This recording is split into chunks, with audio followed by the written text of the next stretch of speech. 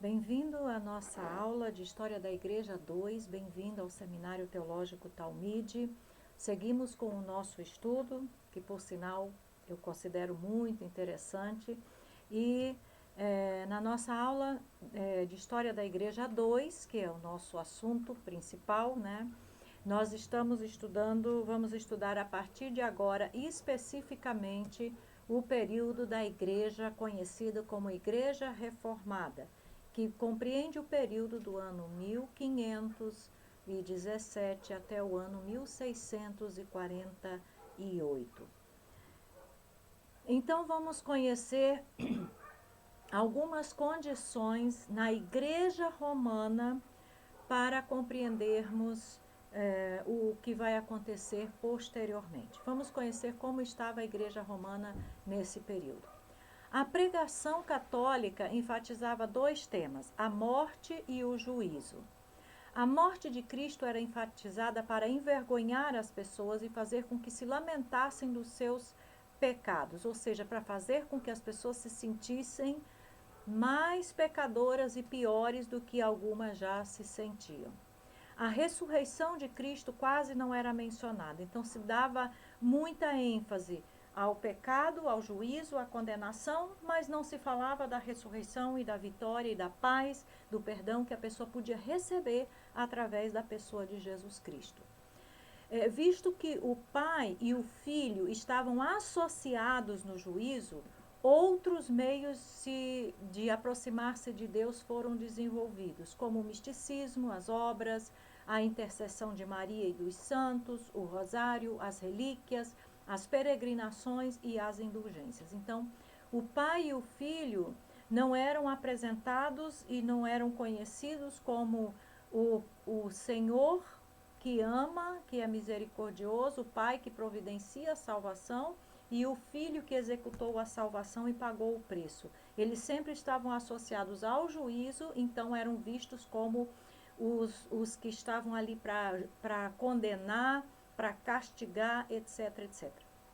E para aplacar, então, um Deus Pai e Filho irados e prontos para exercer o juízo, as pessoas foram desenvolvendo, obviamente, com o estímulo e o consentimento da própria Igreja Católica, outros meios para aproximar-se de Deus, como estes que já foram mencionados: o misticismo, as obras, intercessão de Maria e dos Santos, rosário, relíquias e peregrinação e as indulgências. Outra coisa, a missa era central. Quando nós estamos falando aqui de missa, não estamos tratando especificamente do culto, da cerimônia religiosa, mas no catolicismo o termo missa se refere muitas vezes, e na sua grande maioria das vezes, ao próprio ato da ceia, certo?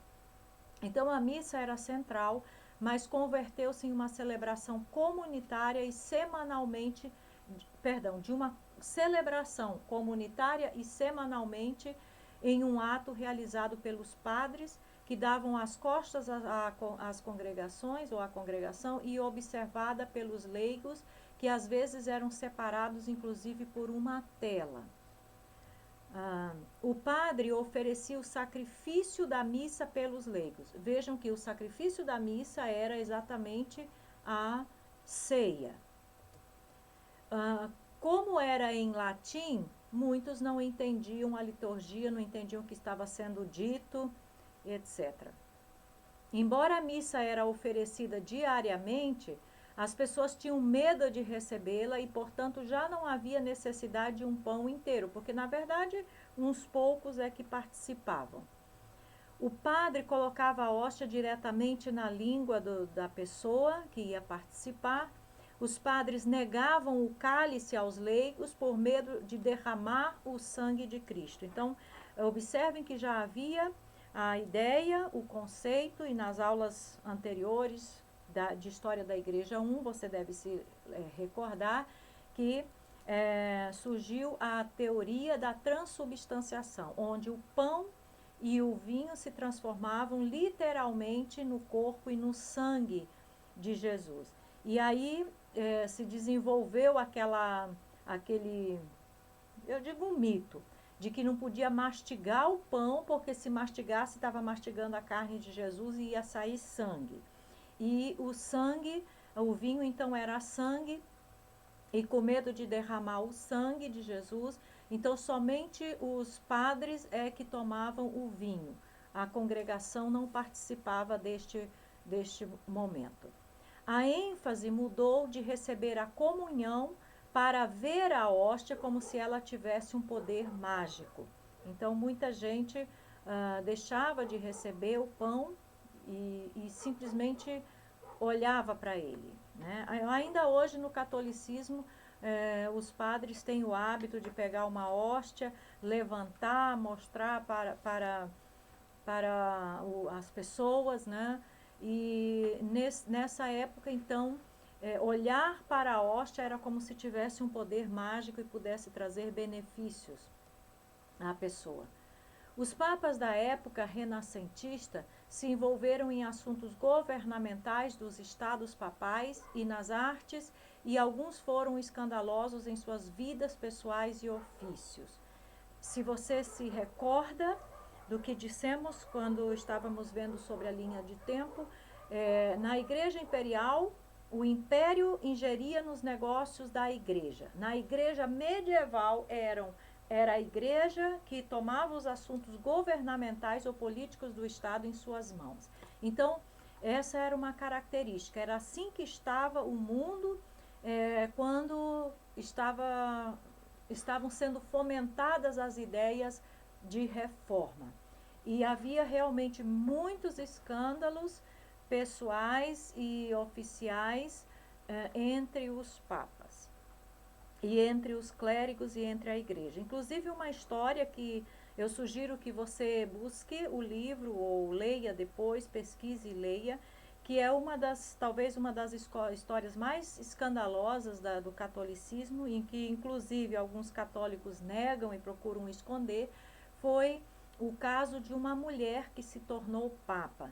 O nome da história é a Papisa Joana, e ela não consta na lista de papas oficiais, né?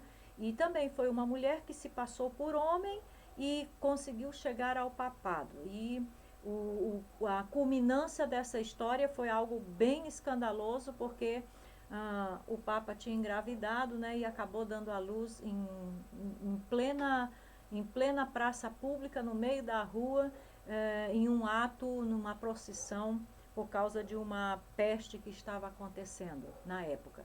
Então, são histórias assim bem escandalosas mesmo, e que você pode pesquisar e descobrir mais. Alexandre VI, que era um papa, o seu nome original, o seu nome de batismo era Rodrigo Borgia, era neto do Papa Calixto III, de 1492 a 1503.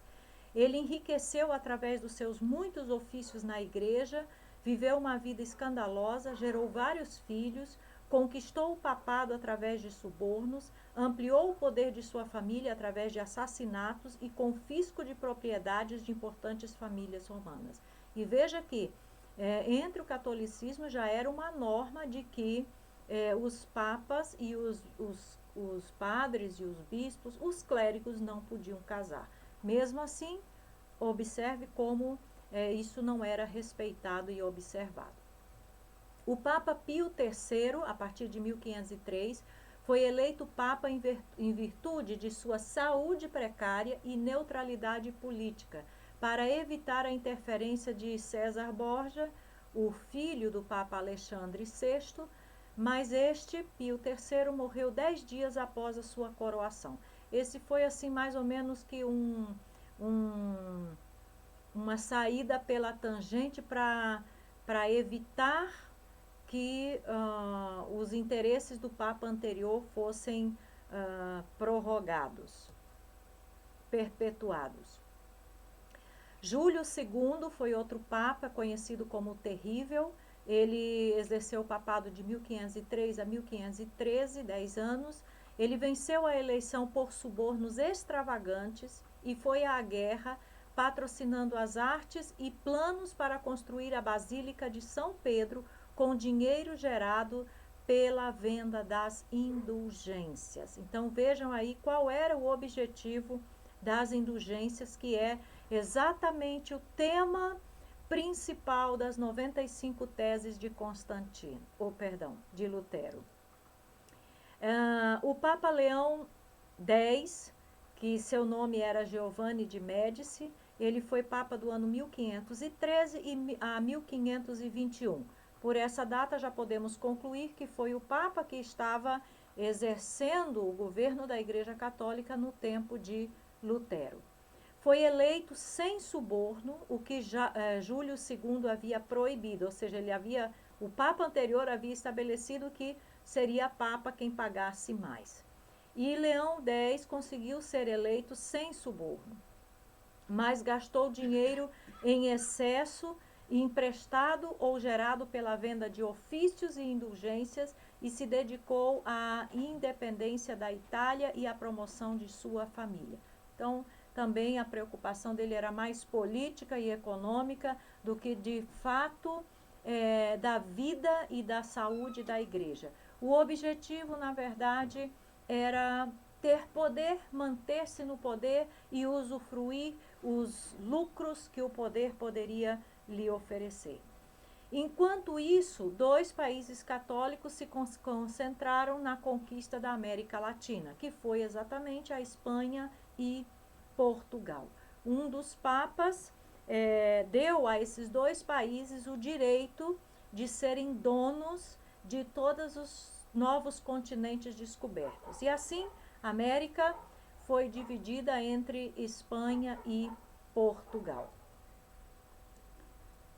Vamos ver agora, conhecer alguns fatos que conduziram à reforma. Anteriormente vimos qual era a condição da Igreja Católica no final do período da Igreja Medieval e o início da Igreja Reformada. E por que, então, a reforma se fazia tão urgente e tão necessária? A própria condição da Igreja demonstra isso. Era um caos. Vamos conhecer agora alguns fatos que conduziram à reforma. Primeiro, a França aliou-se ao Império Otomano para encurralar o imperador Carlos V, que era do Sacro Império Romano, que foi um império criado pela Igreja Católica para ser o protetor da Igreja nos diferentes países. Carlos V não pôde pressionar seus vassalos em assuntos religiosos porque dependia do seu apoio militar. Então, a igreja necessitava, e coroou então Carlos Magno na época como o imperador do Sacro Império Romano, porque necessitava da defesa e do apoio político. E, por outro lado, Carlos V não podia pressionar também os seus subalternos, porque necessitava do apoio deles para questões militares.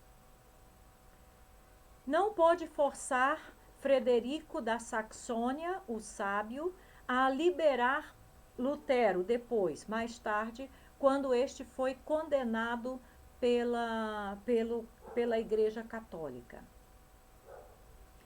A invenção da imprensa em 1450 por Gutenberg permitiu a publicação da Bíblia e dos escritos reformados. Então, a condição da Europa, especificamente da França, com relação ao mundo e ao cristianismo, favoreceu a reforma.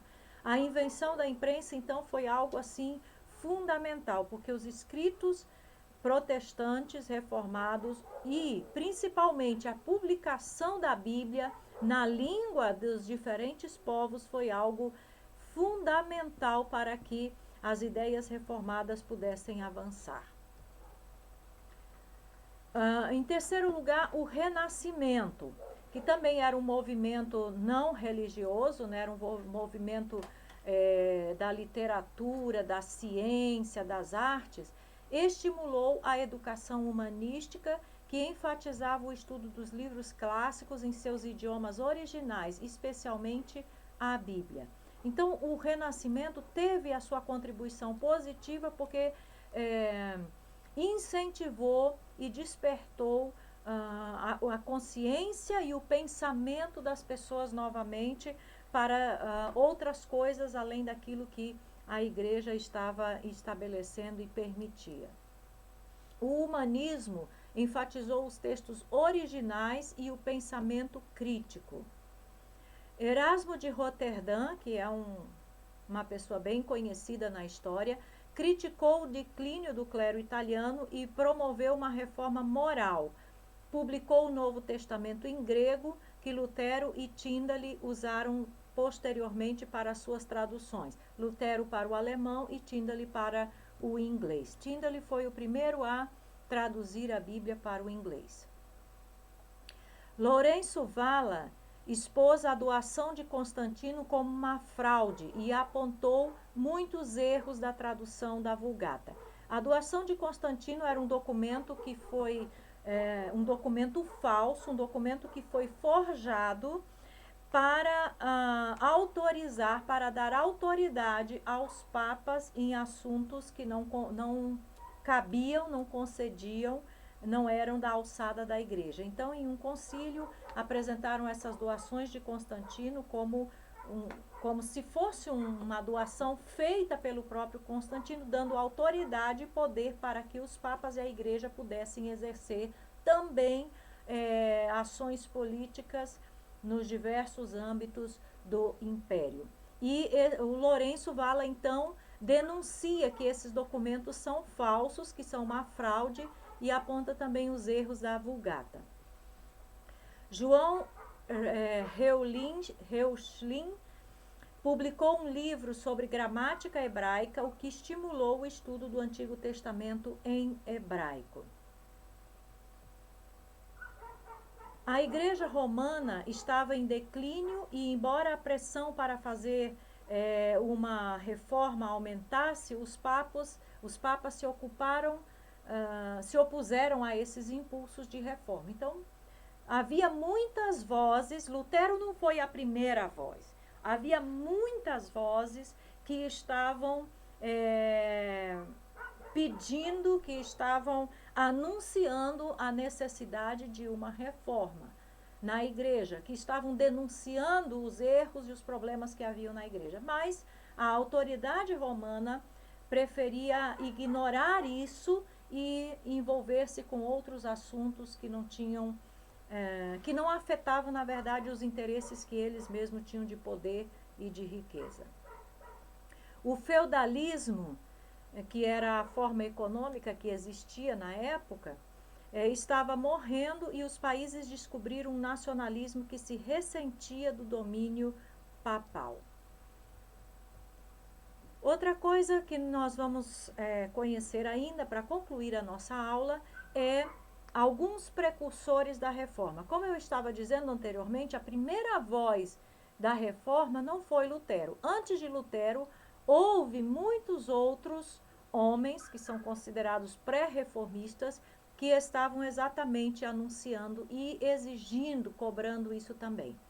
Um deles foram os valdenses, que eram seguidores de Pedro de Valdo, que era um próspero comerciante que contratou um sacerdote para traduzir os evangelhos e outros livros da Bíblia em francês. Observe que os valdenses e os seguidores de Pedro Valdo, eles surgem ainda no ano 1140 a 1218, ou seja, 400 anos antes da reforma, oficialmente já havia grupos que são considerados os dissidentes, que eram considerados hereges, mas que eram, na verdade, os precursores da reforma. Ao lê-los, ele descobriu que a Bíblia deve ser a única base de fé, que Cristo é o único mediador entre Deus e os homens e que Cristo instituiu apenas 2 sacramentos. Valdo vendeu todos os seus bens e distribuiu todos os recursos aos pobres no ano de 1170. Enfatizava as práticas de pobreza, pregação, leitura e interpretação leiga da Bíblia. Ou seja, ao contrário do que a igreja dizia, que somente os padres e os clérigos podiam ler a Bíblia e interpretar a Bíblia, ele entendeu e ensinava que a pregação, a leitura e a interpretação da Bíblia não era um privilégio restrito aos padres e às autoridades da igreja, mas que todas as pessoas, qualquer pessoa, podia fazer isso. Foram aceitos inicialmente, mas depois foram perseguidos e excomungados da igreja. Portanto, organizaram-se fora da igreja romana e eram conhecidas como um grupo dissidente.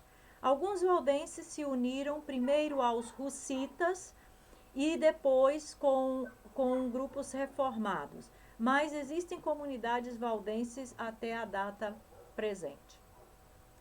Outro pré-reformador, podemos dizer que foi John Wycliffe, em 1320 a 1384. Observem, 200 anos antes da Reforma. Foi um erudito inglês que traduziu da Vulgata grande parte da primeira Bíblia em inglês. Aceitou a Bíblia como padrão de fé e Cristo como cabeça da igreja. Rejeitou o purgatório, a transubstanciação, as indulgências, a autoridade do Papa, o poder terrenal do clero e a necessidade de um sacerdote para interceder pelos leigos.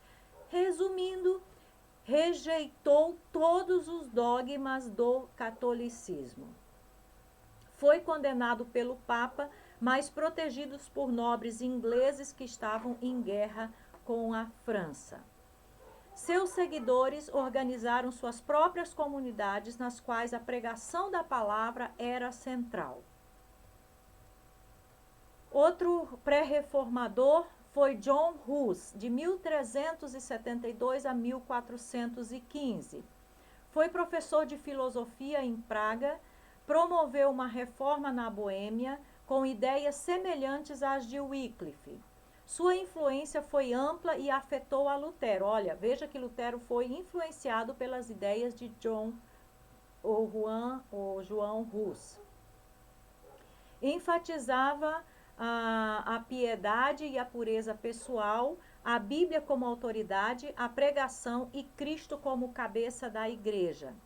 Criticou a veneração de imagens, as peregrinações supersticiosas, os falsos milagres, a corrupção do clero, a negação do cálice aos leigos e a venda de indulgências.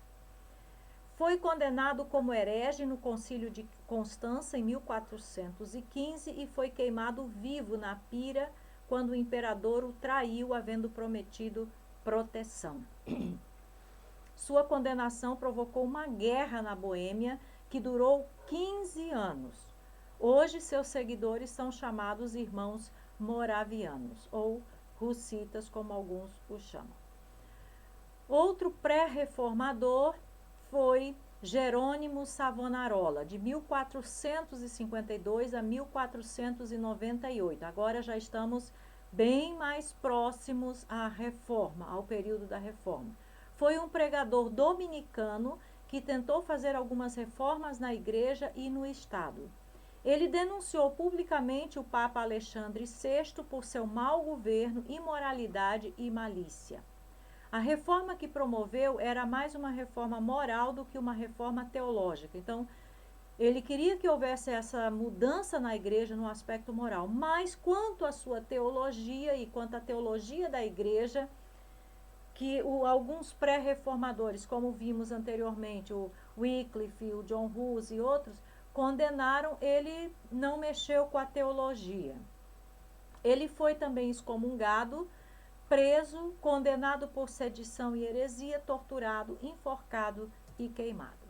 Então, aqui nós vamos concluir a nossa aula de hoje e na próxima aula nós seguimos estudando como foi a reforma nos diversos países da Europa. Então, na próxima aula, vamos começar vendo a reforma na Alemanha.